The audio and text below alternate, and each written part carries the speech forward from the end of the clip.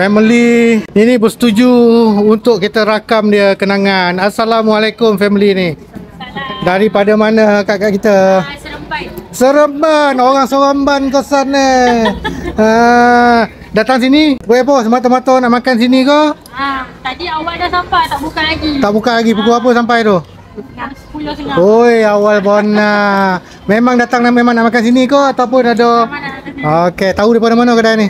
TikTok lah buat. TikTok. Okey, Seremban tu belah mana tu tahu Nilai sebelah ni ya.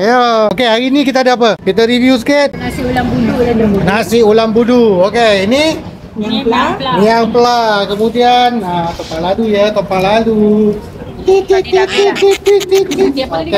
Yang ini nasi ulam budu. Nasi ulam budu juga. Okey, yang ada licin ni? Tadi ada kerang bakar. Ada kerang bakar, ada colek-colek.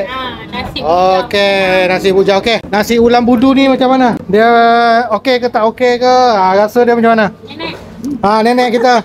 Okey. Nenek boleh cakap Negeri Sembilan ke? Boleh. Boleh. Okey, lepas habis ni pergi mana ni? Balik lah. Balik dah. Allah dah okey. Bona. Pergi breakfast je. Okey. Kalau nak video ni ambil kat mana? Kenangan. Facebook pun kita upload, dekat TikTok pun kita upload, dekat YouTube pun kita upload. Allah Karim.